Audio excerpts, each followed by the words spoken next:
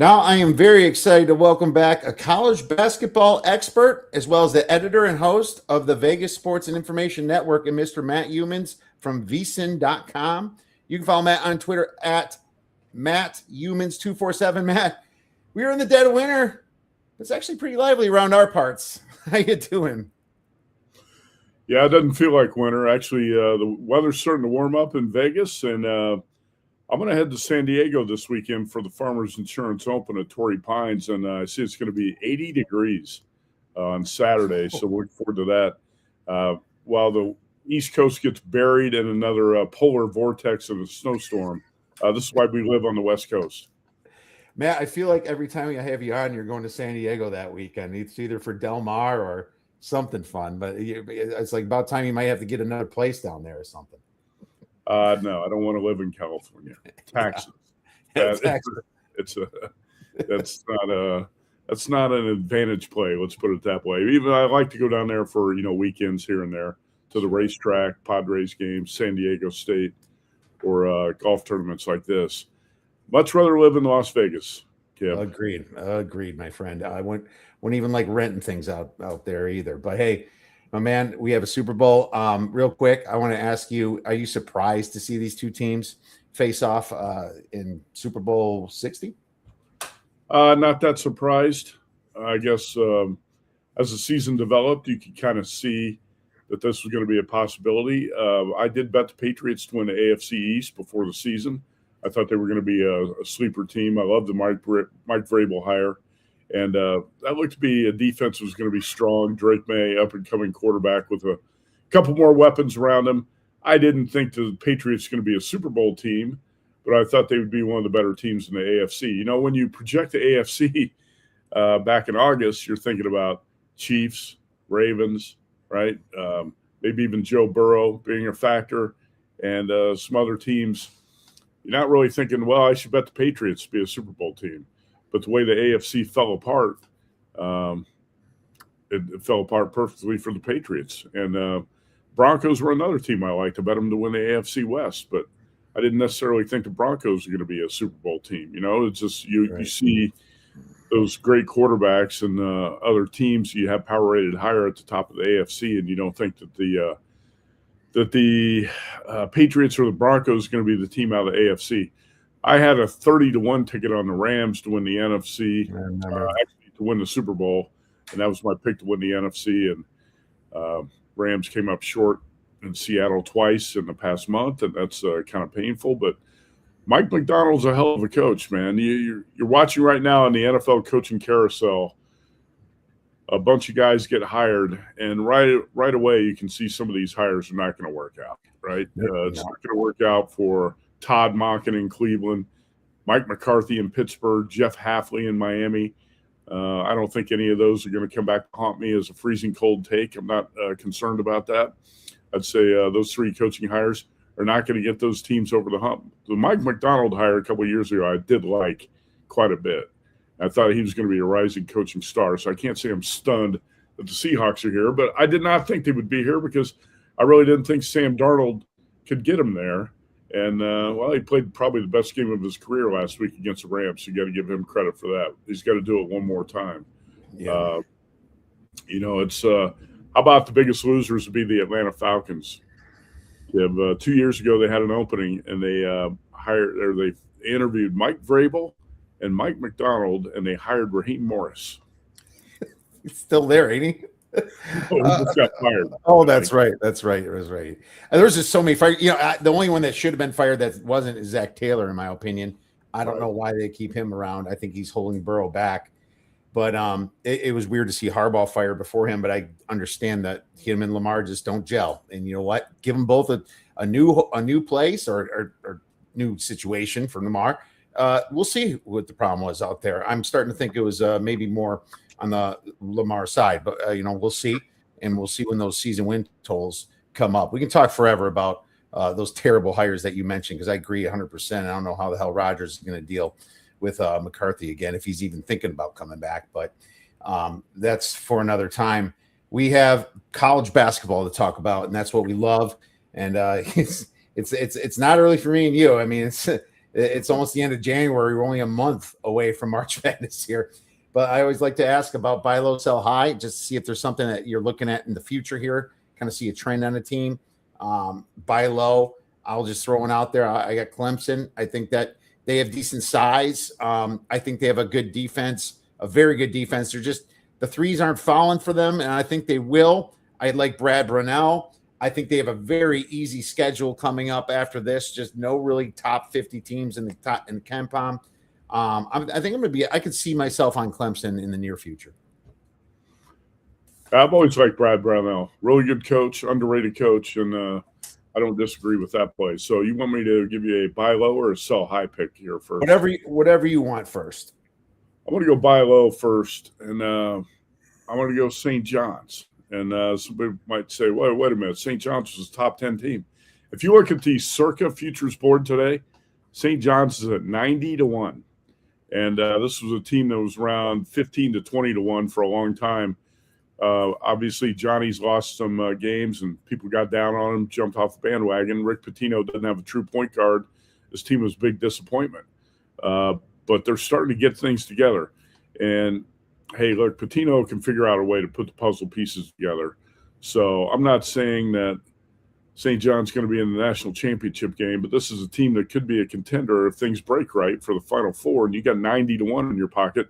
You're going to like that. So let's say buy low on a St. John's team that was once high in the market and has now slipped all the way almost down to triple digits.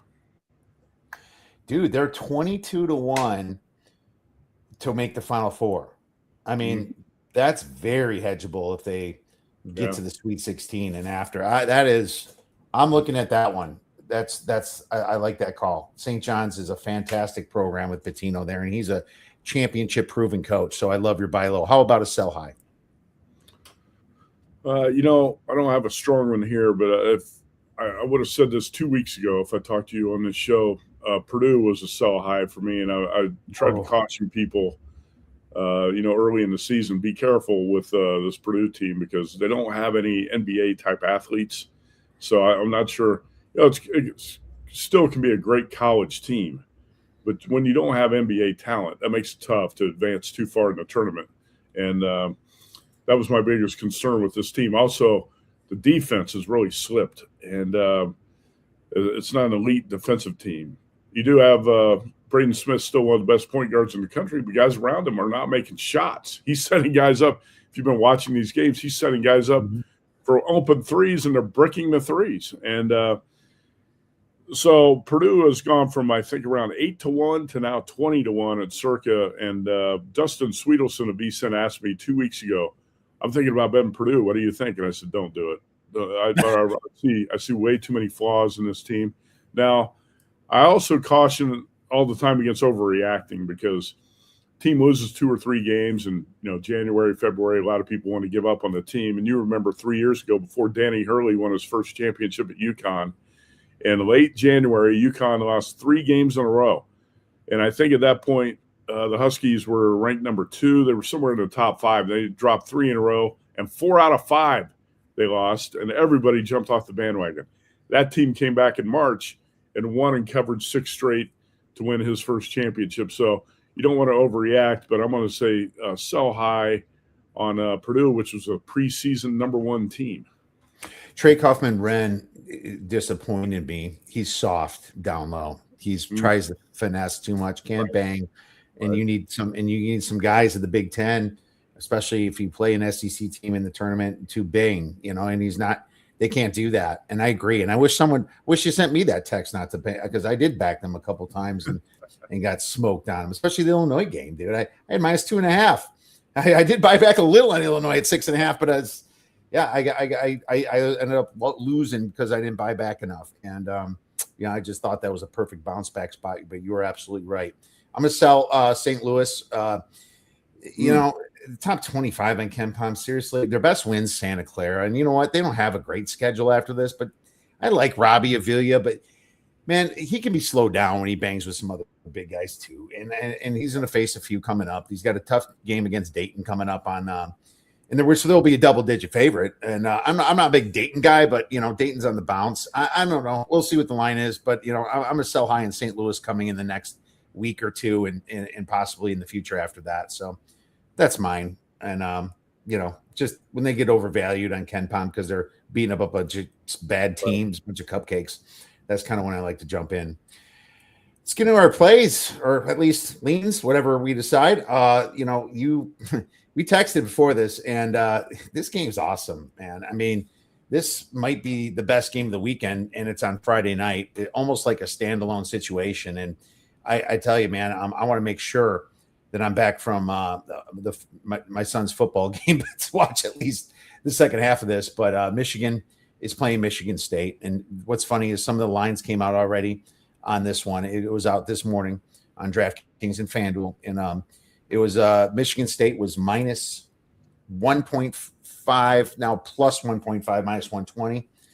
That's what they're at, and the total was about 145.5, kind of in the predictable range. But man, no matter what you do, you got to watch this game. What are your thoughts on it? Did you just say you're coming back from your son's football game? Yes, they play flag football on Fridays. It's under the lights flag football, and it's I'm a busy man between baseball and football. Yes, football season stretches into January, February in Arizona. Nice. Yeah. So I had heard that the look ahead on DraftKings, somebody texted me yesterday and said it was Michigan minus 1.5. You say it's Michigan State minus 1.5? No, Michigan State, I might have misspoke. They're plus 1.5, but the juice is minus 120. Oh, okay. So this is really close to pick 'em. I mean, so you can go with either way. If you want to go with money line, Michigan State's minus 102, but whatever you think. It's going to move anyway.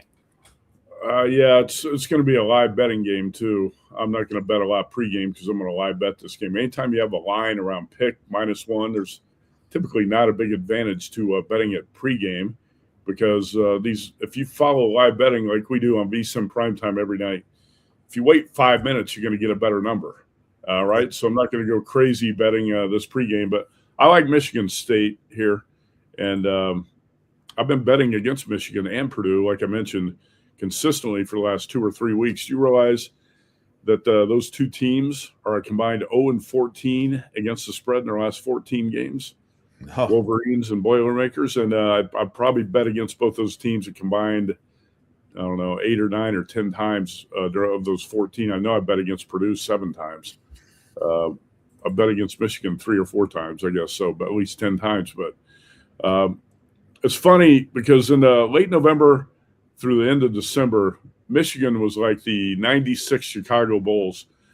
They were beating teams by 30 and 40 points routinely, and then all of a sudden they had that scare at Penn State. And the Wolverines barely survived the last possession. Penn State ran a pitiful offensive set, threw up a wild shot down 2, and Michigan survived, and then got beat at home by Wisconsin. And that was a whiskey team that had just gotten pounded by Purdue in Madison. I think Purdue was up 25 in the second half. And I was like, oh, man, maybe whiskey's not that good. Maybe I overrated this team. And then the Badgers go to Ann Arbor and beat Michigan. There's a lot of things that are kind of head-scratching here. Yeah. In college hoops and in the Big Ten. But you got to try to solve the riddle. I would say that Tom Izzo, as a home dog, is always going to be a look for me. And just something's off of this Michigan team. Wolverines are not shooting the ball as well as they did during that hot stretch. Their bigs are not dominating like they did earlier. And the warning signs are there. And Izzo as a home dog's got to be the play for me here. Yeah, I don't disagree. I'm waiting for 2.5, man. I think we'll get it.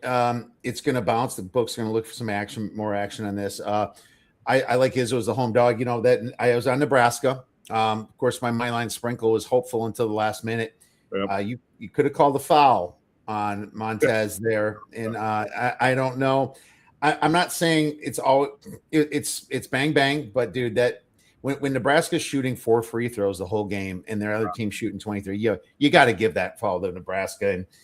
And either way, you know that's the Big Ten. That's what you get, and that's why they have a huge home court advantage in the Big Ten. But I'm still probably going to be on this side. I think Michigan's a little wishy-washy right now, a little bit unmotivated. Flat, I would say this means a lot more to Izzo and Michigan State. Michigan State can run with this team. I'm afraid of the total, Matt. I could see it going under. I could see it going over. I can see The game pace is getting out of hand. But I'm with you. As soon as this gets better, or like you said live, maybe Michigan comes up, 10-5, something like that. Be a perfect time to jump in on that side. So I'm with you. I'm going to go with Boise State versus Grand Canyon. Grand Canyon is probably going to be laying about 2 is what I estimate. The total is 136. Kind of a road revenge spot for Boise State. But, man, this team, they won 4 in a row against tomato cans, right? Against Wyoming, against Colorado State, against Air Force, and San Jose State. They lost the 4 right before them to teams like Grand Canyon at home and UNLV. When they lost at home to Grand Canyon, it was by over double digits.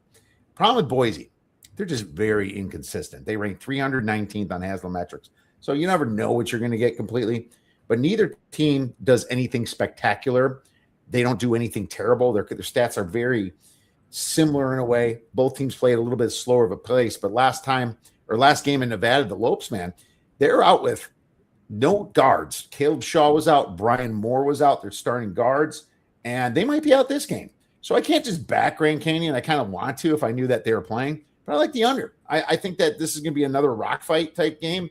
And both these teams are just much better on defense from the whole court, not just near proximity, not mid-range, not perimeter. They are better on defense in every aspect than what their opposing offense is going to be. I'm going to take the under 136.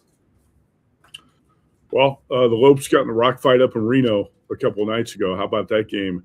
Yeah, a friend of mine still went under in overtime. I know a friend of mine, David Deneen, who's a former Cal Poly shooting guard, lives up in Reno. Very sharp college hoops handicapper. He loves it. He texted me that day and he said he was betting the under. That was his best bet of the day. And man, that was a best bet. That game stayed under in overtime. That might have stayed under in double overtime. So there you go. I know I was on a show that night and told people I was sweating it out. But when I looked at what the score was when it went to overtime, I still really wasn't worried. 5 minutes, you're all right. So yeah, double overtime, maybe a little bit iffy, but it still went easily under the total.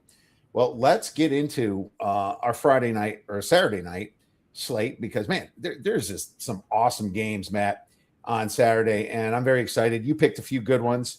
I believe you picked, was it Utah State? Is that one of them? Over San Diego State? Utah State, San Diego State. And I'll tell you, talk about head scratchers. How about the Aggies losing at home to UNLV last week? I mean, that didn't make any sense whatsoever. Mason Falslev, one of the best players on the Mountain West Conference. This Utah State team can look really, really good some nights, like it did on Wednesday night in the blowout of Wyoming. And then it can look really bad at times, like it did the last week in the loss to UNLV. But if you draw a line through the UNLV game and kind of throw that one out, I think the profile of this Utah State team is really strong. I'm still not a complete believer in the Aztecs. I know that they feel like they got jobbed in that loss at Grand Canyon a week ago when they came to UNLV and took care of business. But, man, this is a UNLV team that's really, really bad on the defensive end of the floor. Low IQ team, poorly coached, at least in terms of X's and O's. They got some athletes, but there's not much there. I think the best teams in the Mountain West are New Mexico and Utah State. And I think the Aggies get this one here. San Diego State blew out Colorado State last night, but I like Utah State in what I think is going to be a home court series. Let's put it that way. San Diego State plays the Aggies in San Diego. Bet the Aztecs. They play up in Logan, Utah. Let's bet the Aggies. I believe this is going to be a CBS national game, and this crowd's going to be off the hook for this. So Utah State with a home court edge, and I'm going to play the Aggies here against the San Diego State team that I think is just a little bit phony, not up to the levels of Brian Dutcher's teams maybe in the past 4 or 5 years or so. Are you laying it? It's probably going to be, what, 5, 6? Yeah, I've got this line projected at 4.5 or 5. So, okay. Yeah, I think that makes sense. I think the name San Diego State still carries some weight to keep it down a little bit too, So I'm with you. I wrote that down. I'll definitely look at that one. I agree that you did nail the top 2 teams in the Mountain West this year. Really cool to see Grand Canyon in the Mountain West, though, man. I just want to mention that. I'm such a but since I've been in Arizona the last 13 years, I've really watching some ropes, right? So that's been fun. All right, well, we got more games. How about I got one? We both picked the same one, and we'll get to that. But I'm going to go with NC State versus Wake, and I'm thinking Wake's going to be about +2 at home, a home dog at a total of 155. I'm usually like you, a home dog guy. I am, but I think I'm going to switch on this one. And you look at the numbers. There's nothing 52% or more when it comes to away favorites, home dogs. I looked at that on covers today, and everything was under 52%, which shows how good the market's doing and really predicting this stuff, which is good for the books usually. But man, this Demon Deacons is bad. They lost 5 of the last 6. Tough overtime one in Pitt is what they're coming off of. They're coming off of an overtime in Pitt. They needed that game. The issue is that they do not play well at home either. Wake Forest and I looking at home road splits on Haslametrics. They went 333rd at home away splits. They seem to play better when they're not nervous. With their home court there, it's weird. They've been blown out by Oklahoma at home, Miami, SMU, and I'm talking blown out. Will Wade, and this is go back to what I like to do. I like betting coaches. I think Will Wade is as bad as some of his history's been. He's proven it at McNeese last year. He's a good coach. He's got them humming right now. He has a road win against Clemson, Florida State. They scored 116 against Florida State. I'm laying 2, man. I'm laying 2. If it gets too cute, I might have to go money line, but I would rather lay 2. Don't want to lay 2.5 or 3, but I'm going to go with NC State.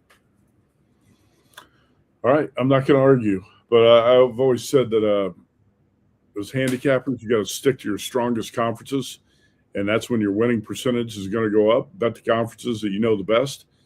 I don't have a lot of luck in the ACC, so I don't mess with it too much. So I'll agree with your pick there and tell you that I'm not going to be playing that game. I can't figure out Wake. Wake looks good one week. Yeah, and crappy the next, but I definitely lean. Your analysis makes sense. I would lean that way. Yeah. Indiana, UCLA. We both picked this, but I defer it to my guest as always. So I wrote it, and it makes me handicap in other games, but that was cool. I wrote -3 for UCLA, and that's. I mean, a lot of them say -1. I think that the market's going to push it to 3, with a total of 145. If you disagree, let me know. But we both picked this game, so. You have first shot. Wow. I've got a higher number here. I've got UCLA a 5.5 point favorite. You do? Okay. Well, I'll tell you that Ken Palm. I don't look at Kim Palm and I don't look at Haslametrics. I don't want to be influenced by that stuff. Right. But I make my own numbers. And then obviously, other people tell me, oh, Kim Palm's got this or whatever. I try not to look at Kim Palm until February. I have not looked at it more than once all season. So I like to make my own numbers, not be influenced by that. But I got this at UCLA 5.5. Kim Palm's got what? Ken Palm has 2. Bart Torvik has 1. Wow. I think UCLA is better than that. And this, by the way, this is a good spot for the Bruins too. They're staying out in the West Coast now. Mick Cronin loves to complain about how much UCLA has to travel, to the Midwest and the East with this Big Ten schedule. He didn't have to join the Big Ten. I know it was a football move, but just stop complaining. Stop whining about the schedule. This is your life now. And by the way, UCLA's got a backloaded schedule where they get to stay on the West Coast a lot more here in the second half of the season, and the second half of the schedule is a lot easier. So it all is going to even out, right? You're going to play 10 home games and 10 road games, so stop whining. But the Bruins were up in Oregon last night, made pretty easy work of a Ducks team that's really shorthanded. Dana Altman is missing pretty much all his key players. He's got kind of 2 guys. I'd say he's got a 2-man team right now. Got 3 of his most important players out.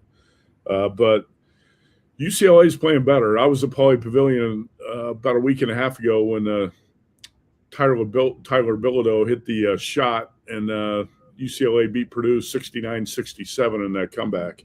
And I think this Bruins team's got some upside. It's a really good spot here because Indiana's off a big emotional win against Purdue. That was the night that the football team was honored. Kurt Signetti was there. Emotions were off the hook. And now you go off that emotional win, your biggest win of the season by far. And now you go to the West Coast to play UCLA. I think the spot is going to drive this number up a little bit more too. And I like the Bruins here. Yeah, I thought I was being generous at 3. I guess we'll see. Maybe it is 3.5, 4 or something. Yeah, I would love to lay 2.5 or 3 if it opens. If it opens there, I'm definitely going to lay that number quickly. Well, I'll text you tomorrow. Big Ten, not good when crossing 2 time zones in general. That you nailed it. Letdown spot from hell after the Purdue game. UCLA gets 5 of their next 7 games at home. That's kind of nice this time of year, right? California. You know, don't got to go to the Midwest and travel all that. It's perfect for them to make a run. Indiana, home road splits, 344th on Haslam metric. 340. They shoot 59% effective field goal at home, 52 on the road, and much worse defense. UCLA at home, 57% effective field goal. I'm on the Bruins too. Yeah, I'm on them. Hopefully that hits for us. You know, it's going to be one of my main plays. So glad we picked that game. I am for now. We'll see how it goes Saturday. All right. Well, you'll like this one.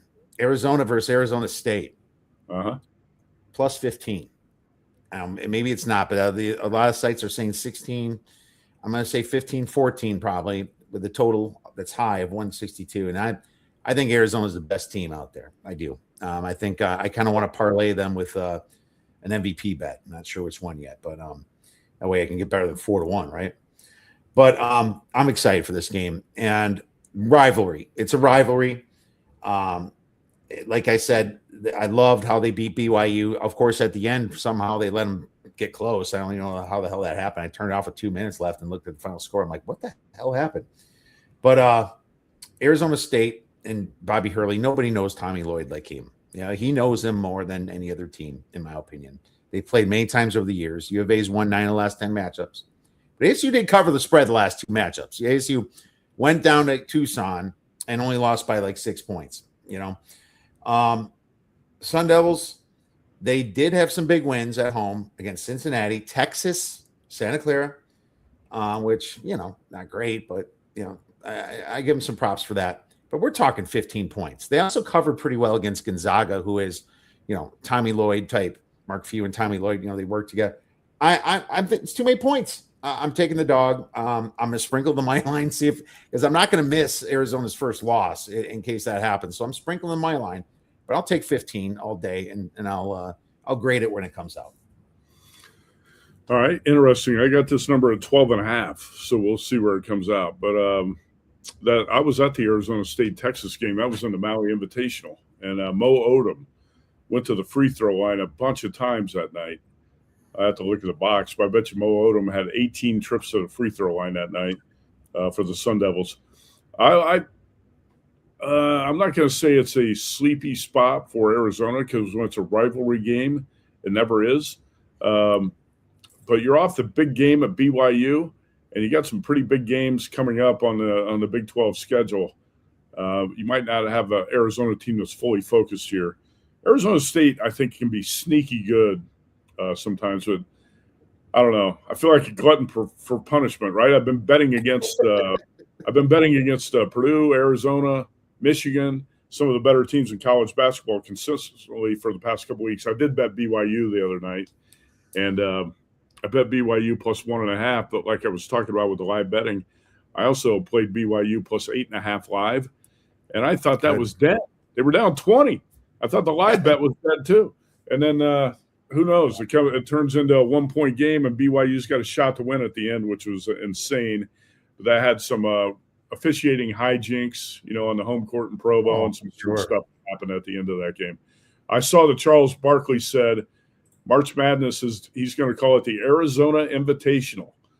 So I hate to do that. I hate to see Charles do that to Arizona. That's like a jinx when Barkley says something like that. But Arizona is definitely the number one team, power-rated team right now. Michigan has slipped from that spot in the last 4 weeks or so. So I think this could be a spot where Arizona State hangs in there. Like I said, I got the number at 12.5. Hopefully it opens higher. I might bet that. I might bet the home dog here. Yeah, I'm going to bet the home dog. And I mean, obviously it gets down to 11, 10, then there would be no play. I don't think that's going to happen. I don't think there's going to be enough people gravitating towards them. I do think it is a sleepy spot just because the rivalry means less to them because they win it all the time than it should in general. I mean, hodgepodge. I mean, you mentioned before we got on, there is some massive games this weekend. We got BYU at Kansas. Kansas is probably going to be laying what 5, 6. That's interesting. I take a look. I take a look at BYU. That Peterson kid, man, coming in and out when he wants. I don't like that. You got Texas Tech at UCF. If Texas Tech is going to be a road favorite of 3.5 or more, I'd look at UCF because I just think that Texas Tech plays close games. They play up to their competition, down. Any other hodgepodge or those you're looking at? By the way, UCF was lucky as hell to beat Arizona State a couple of nights ago. Yeah, Sun Devils blew that game. They should have won that game. So I would agree with your analysis there too on the Texas Tech game. And as far as Kansas, I got this at Kansas 4.5. But there has also got a question mark next to it because of Darren Peterson. He has missed, I believe, 10 games this season, and you don't know if he's going to be in or out. He'll probably be in for this game, but is he going to cramp up? Is he not going to be able to finish in the last 10 minutes? I don't know. I think it's actually – I hate to bet against Kansas at Allen Fieldhouse. I feel like, Kansas Duke got the top 2 home court advantages in college basketball. It's always tough to bet against those teams at home, but I feel like there's some upside to this BYU team. Yeah. And I know they shot the ball really poorly and they didn't play well in the first 30 minutes of the game against Arizona the other night. But I saw some things I did like, even though they weren't playing well, that they were hanging in the game and they do have top end talent. I'm kind of intrigued by BYU in the spot. I'll be honest, I'm probably not going to play it, but I've got that side circled. Yeah, I got circled too. And we'll see. I'm going to write down UCF. BYU. So, Wisconsin, I heard you talking, I think it was Follow the Money with those boys over there. They're going to be laying what, 4 or 5 to Ohio State. I don't know, man. My Badgers this year are really inconsistent too. It's like, what's going to show up? How do you score? And I'm pissed because I had a team total on them over 77.5. They scored 17 points in the first half. They were 17. And they win 67 to you score 50 in the second half. It's like Jesus. The Gophers are running out of gas. You're right. I was on the Follow the Money show with Mitch and Paul yesterday and talked about I bet Minnesota plus 8.5 overnight. And then I find out, an hour before the game that Cade Tyson, Minnesota's leading scorer at 20 points per game, is scratched. He's not going to play. I didn't know he wasn't going to play. And the line moves up to 10.5. And I thought, well, damn, I'm stuck with a loser. Going to see if I could get out. I couldn't get out of it because Minnesota got out to an 8-3 lead, and Minnesota got the lead. So I said, all right, just let it ride. Minnesota's up 35-17 at halftime, and then the Gophers run out of gas, in the last 10 minutes, and Badgers come back and win the game 67-63, but 35-17 at halftime. Like I said, Whiskey was down at home by 25 points to Purdue, and then a week later they go on the road and beat Michigan as a 15-point dog. Yeah. So unreal. And their shoot lights. It's just momentum team, inconsistent, hard to bet on, hard to fade. Totals over is the only way I can go with this team. SMU at Louisville is going to be interesting. I think that's going to be a massive spread. I think SMU can hang a little bit with Louisville. Louisville's just not looking like they did in the beginning of the season. Right. What else is out there for hodgepodge? Duke, Virginia Tech. I got Virginia Tech as a maybe too. I think this ain't the Duke from last year, and they only have 1 loss. I think this could be one of those nail biter games for them. Virginia Tech's got a few good wins. I think they're pretty healthy. But I look at Duke, and Boozer is not Flag. He's not Cooper Flag, and they don't have the support that they did. Right. I like Boozer, but he's not. He's better than his dad. I'll tell you that. But Virginia Tech, a couple of really nice wins against Virginia. Yeah, it's ACC though, and you don't love ACC either. Well, Sunday, the one thing I say about Duke is I had a bunch of Duke futures last year, and I could not believe they blew that lead to Houston in the final 2 minutes. And I said, with Cooper Flagg and all that talent around him, how did that team not win it last season? How did that team blow that game against Houston? And this Duke team is not as talented. And I don't have any futures on Duke at all this year. I know a lot of people love Duke, but I don't. I'm not that high on this Blue Devils team. If that Cooper Flagg team couldn't win it, this team's not as good. Like you said, you just said it. Yeah, and the Tech's going to be a 8-point dog. Mm-hmm. 7.5. They're going to be ready to. This is their big game here. Sunday, you got to talk about Illinois, Nebraska, man. Now, the problem with Nebraska is they got two guys that might be out, and boy, like we already talked about the Michigan game that they had, but I saw the ankle sprain on the freshman there, Frager. That was a nasty little roll. I'm glad he's going to come back. I just don't see him. I think it was a higher ankle sprain. I don't think he's going to be back for another week. But what the hell's happened to Rank Mast? I don't know what happened to Rank Mast. And I think he's kind of needed against Illinois here. Illinois looking for road revenge. I'll tell you this. I like the road revenge spot with Illinois here. I know they're coming off the Purdue win, but that's not as much of a letdown when your name's Illinois and you're the number 4 in Ken Pom and all that. I would probably look to Illinois on this one, even though, Nebraska might be a favorite. I'm going to look at Illinois here too, and I would think Braden Frager is going to be back, and Rink Mast is going to play. Mast, I believe, he was sick, right? Didn't he get sick before the Michigan game? And that's why Nebraska was without 2 of its top 3 scorers in the game at Michigan, and probably should have won the game. Like you said, that foul call I thought was a charge. The no call should have been a foul on the baseline on a charge. And besides, Nebraska, I thought outplayed Michigan for most of that game without 2 of its top 3 scorers. Really impressive.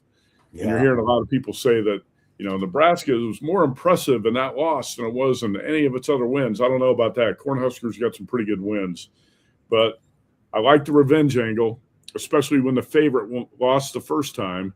And Illinois, I believe, was 10 or 11-point favorite at home the first time when the Cornhuskers shot them down in Champaign. And I think the Fighting Illini are going to be fired up for this one. Could be a spot to bet the Illini. But what does Kim Pom project a number? I've actually got Illinois -1. What do you have? Ken Pom has it Illinois +2. Really? Okay. I believe, we got to get by this. First, they got to get by Washington tonight at home, which a lot of people are betting Washington. I disagree with that. It could be a look-ahead spot, right? It could be a look-ahead spot. Yes, that's the problem. It's a sandwich, I guess, between Purdue, but it's just one of those. First half is what I said. I said be careful. If you want to bet Washington, I would rather go first half, is what I said. It has 2, and Bart Torvik has Nebraska -2.7. So Illinois has been a little inconsistent. Sure. But this is a massive game for them. I'm on Illinois too, most likely. You know what? A team that really pissed me off last weekend was Alabama. You know what? Alabama was almost gonna be my sell high for you. But we've already sold Alabama a long time ago, right? So it's kind of like the time has passed for that. I think we've all seen through the Crimson Tide now, and that's not the team we thought it was going to be. They've been so injured, and 2 starters were announced out before the game because they got hurt in practice. Like, they get hurt in practice. Wish there was a rule that they had to say it, because it was like 2 starters were announced out. It's like, come on, guys. And yeah, of course, Tennessee's going to beat them. Then I couldn't get out of it. I was in a Polish middle situation, so I could not get out of it, man. Well, let's get to quickly the Super Bowl, man. I went through some bets already a lot yesterday. Do you have anything quick that you made early? So I got just 2 prop bets. I was at the Westgate Superbook last night when the props were opened, and had a bigger crowd than I've had in past years. A lot of sharp bettors over there last night. It was a pretty good scene. I played Sam Darnold over 29.5 passing attempts. And I played Kenneth Walker under 73.5 rushing yards. The one thing I'll say is the New England defense has been really strong against the run. In 3 playoff games, Pats have allowed 79, 48, and 87 yards on the ground. And the Rams did a really good job against Kenneth Walker. Last week, he had 3.3 yards a carry and didn't get much accomplished on the ground. And this is a better New England defensive front 7. And like I said, they've been solid against the run. I think Mike Vrabel's game plan here is going to be, let's just shut down the run and make Sam Darnold beat us. And if Sam Darnold's got to put the ball in the air a lot, chances are he's going to make a big mistake or two. And I think that's going to be Vrabel's game plan. And, hey, I know a lot of people want to portray Darnold as a conquering hero right now, and it's a redemption story, and I understand that. But, hey, this quarterback also led the NFL in turnovers in the regular season with 20.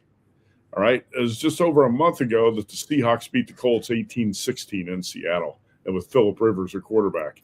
So I think I'm not saying that I'm looking to fade the Seahawks, but I think that Mike Vrabel's going to look at this and say, hey, let's make Sam Darnold beat us on the biggest stage of his career.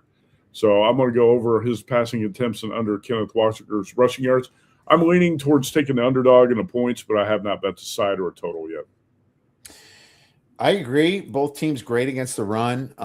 Seattle also good against the pass, but the Patriots is where you attack them is the pass, but that's why they're going to throw the ball. I do think you should play a lot of great quarterbacks, like stack the box, stop the run, get after the quarterback, and if he beats you on your one-on-ones and you're you got to tip your hat to him type thing.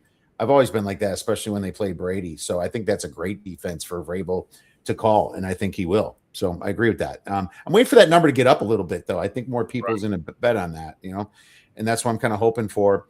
I made quite a few prop bets myself, and I always like first score field goal. I bet both teams plus 330, plus 370. Split your bet.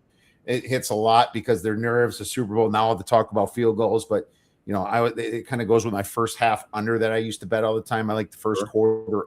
The first quarter under 8.5, and FanDuel Sports was 8.5, and that was this morning, I think.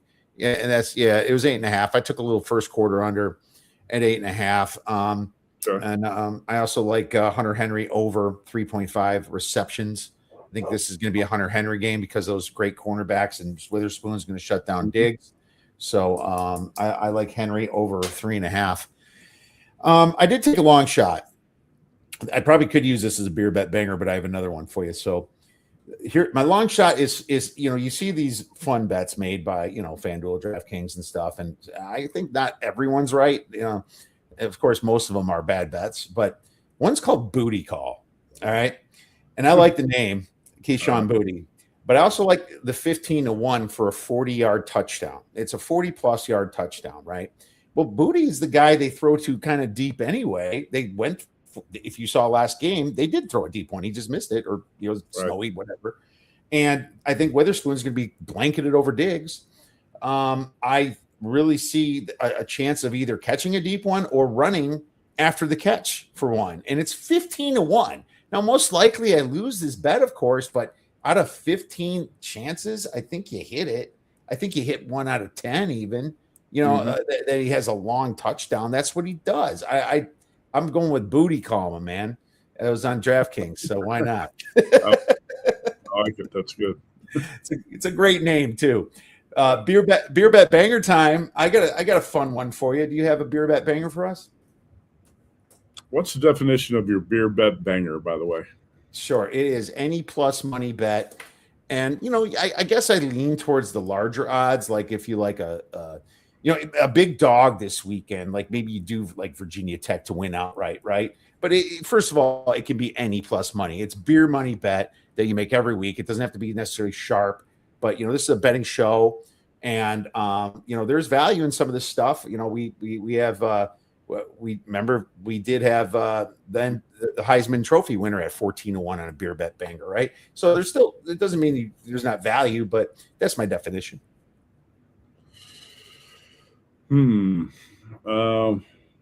I can go first if you want. I've got a bunch of beer bet bangers in golf this weekend. Jason Day, 33 to 1 to win the Farmers Insurance Open. I'm watching right now as you and I were talking, and he's going to tap in a birdie here to go 4 under. So I feel like got a good shot with Day over the weekend. I'll let you go first, so I think one for hoops. Sure, dude. And it doesn't even have to be hoops. So I'll write down Jason Day. Like, it's probably still a good number.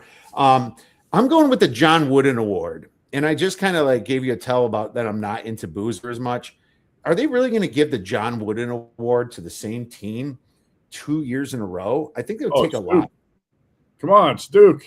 Of course. I don't care who they are. Duke. Dickie V's going to hype him up. I mean, the Dukies, right? You know what? There's so much money behind Duke basketball. It's sick. It's been that way for a long time. And so many media members love to promote Duke, and ESPN loves to promote Duke. ESPN's going to be pushing it. So I they don't have know. to save face at some point. Even the NFL didn't favor the Chiefs this year. You know, I feel like at some point they got to. I'm going JT Toppin at 17 to 1. Actually, I'm sorry. I bet it today, and it went to 14 to 1 after I bet it. But it is still good, in my opinion, at FanDuel at 14 to 1. JT Toppin's the other guy getting talked about a lot. And he's not a freshman. You know, he's kind of looks the part that he's been there and paid his dues type situation. And he's really the lifeblood of this Texas Tech team, which I think can make a run in the NCAA tournament. I just think the number was wrong. So my beer bet banger is JT Toppin 14 to 1 to make the John Wood. Okay. You know what? I'm going to combine something we talked about early in the show. That was St. John's, right? We were talking about the Johnnies at 90 to 1. How about St. John's 22 to 1 to make the Final Four? And I'm going to give you. Let's split a unit on these two futures, since you're not playing multiple units on this. To win the national championship, I'm looking at the circuit numbers right now. UConn 15 to 1 and Iowa State 17 to 1. I think those odds have drifted up a little bit. And I believe in Danny Hurley. I think he's tough. If you force me to pick one, I'd say UConn 15 to 1. That team is such a tough out, Kevin. When you think about last NCAA tournament, Florida ends up winning it. UConn had the Gators on the ropes in the second round. That was a mediocre Florida team. Danny Hurley coaches his ass off in the tournament, and he's going to be a tough out no matter what. All right, if I got to pick one, I'll say UConn 15 to 1. Put me down for that. Throw out the Iowa State. Okay. No, screw that. I like them both because I did take Iowa State at a worse number like 2 months ago. So there you go. I mean, why not? No, I'm with you. The problem with UConn right now is they're going up because they've kind of been playing with their food a little bit. Sure. But it's a flat time of the season. It's like this is the time you kind of go against those big ones, and they regroup when March happens, and they show you who they really are. And I agree. You go coach. I like betting coaches like you just did. So that makes total sense to me. No, great stuff, man. Hopefully these babies hit. Matt, you're the best. Where could our listeners and viewers follow you and get you great information? I tell you what, you can watch VSIN on YouTube TV. We've got a channel on there every night. It's like 24/7 sports betting content. VSIN.com, VSIN.com. And I'm on VSIN Primetime and a bunch of other shows every night. It's always great to be on with you. And best of luck this weekend. Let's get some winners. Thanks again, Matt. You bet. Thanks.